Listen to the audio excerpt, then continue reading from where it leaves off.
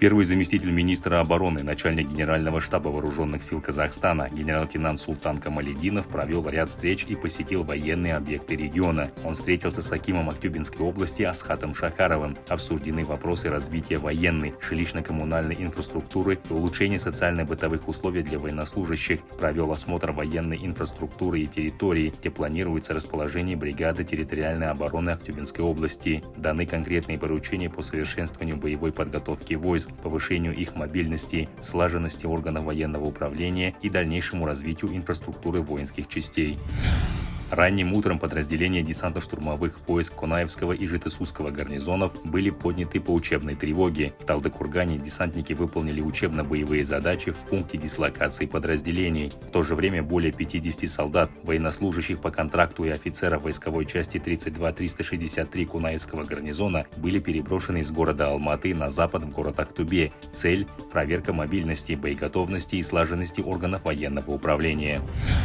В воинских частях гвардейского гарнизона на полигоне Мата-Булак полным ходом идет боевая учеба солдат, призванных осенью прошлого года. После периода подготовки по специальности, во время которой военнослужащие осваивали порядок выполнения индивидуальных боевых задач, началось слаживание отделений. В ходе боевых стрельб солдаты отрабатывают тактику передвижения, огневого взаимодействия, а командир отделения определяет цели и задачи каждого воина, координирует их действия и контролирует выполнение задач. Бойцы отделений выполняют свою роль, при этом должны оперативно реагировать на меняющиеся условия боя. В Астане ветераны-афганцы передали Государственному военно-историческому музею вооруженных сил книгу воспоминаний своего командира. Председатель Совета Республиканского объединения Тәуелсіз Казахстанның халық батырлары, халық қаһарманы генерал-лейтенант в отставке Бахытжан Ертаев и генерал-майор в отставке Алимжан Ерниязов торжественно вручили военному музею книгу воспоминаний командира 66-й отдельной мотострелковой бригады ограниченного контингента советских войск в Республике Афганистан генерал-лейтенанта в отставке Олега Смирнова. Начальник Государственного военно-исторического музея Лязат Альжан поблагодарила гостей за ценный подарок для музея и вручила им благодарственное письмо. Информационно-разъяснительная группа Министерства обороны работает на юге страны. Своими мероприятиями информационный десант оборонного ведомства в рамках акции «Егемен елдің ертеңі айбынды жастар» охватит Жамбылскую и Туркестанскую области и город Шымкент. В состав столичной делегации вошли представители департаментов воспитательной и идеологической работы, военного образования и науки, работники Государственного военно-исторического музея вооруженных сил, творческая группа Национального военно-патриотического центра и хор ансамбля песни и танца Национальной гвардии Республики Казахстан. В Таразе военнослужащий полка связи регионального командования Юг вооруженных сил капитан Бахадир Атаханов потушил загоревшуюся на проезжей части машину. Управляя личным автомобилем, капитан Бахадир Атаханов остановился на красный сигнал светофора на перекрестке улиц Сейфуллина и Аль-Фараби. Внезапно у стоящей рядом автомашины марки «Жигули» произошло возгорание. Не растерявшись, офицер ринулся на помощь, захватив из своей машины огнетушитель. С его помощью капитан Бахадир Атаханов за короткое время погасил пламя, предотвратив возможные трагические последствия.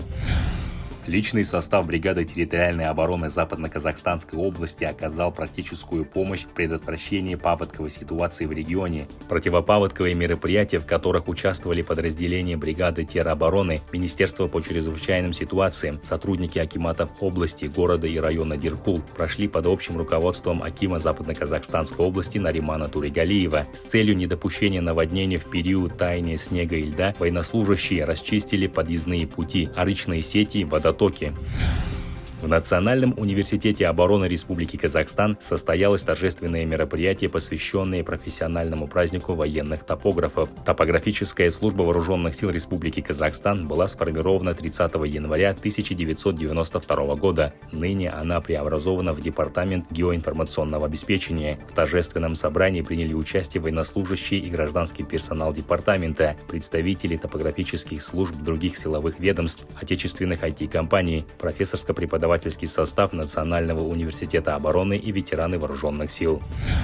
Военнослужащие десантно-штурмовых войск Национальной гвардии и представители казахстанской киноиндустрии дали старт республиканской военно-патриотической акции «День мужества», которая охватит студентов военных кафедр высших учебных заведений, курсантов военных вузов всех силовых структур и солдат срочной службы. Цель акции – военно-патриотическое воспитание молодежи, популяризация службы в армии, в специальных подразделениях всех силовых структур и ведомств.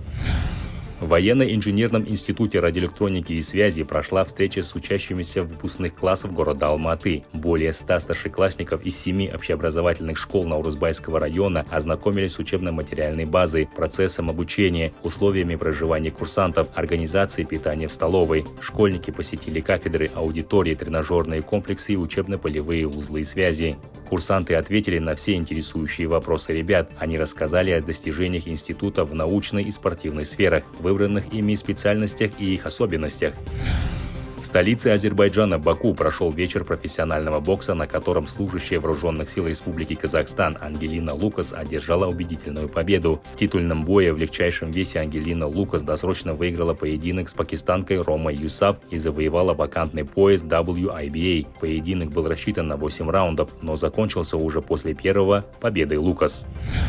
На Кубке мира по стрельбе армейский спортсмен завоевал бронзу. В столице Египта Каире проходит рейтинговый Кубок мира по стрельбе, в котором принимает участие более 600 стрелков из 66 стран. В упорной борьбе служащий вооруженных сил Республики Казахстан Валерий Рахимжан в паре с Ириной Юнусметовой завоевал бронзовую медаль в упражнении 10M Air Pistol Mixed Team. Итальянские спортсмены Чиара Джианкамилли и Фредерико Нило Мальдини уступили казахстанцам со счетом 16-8.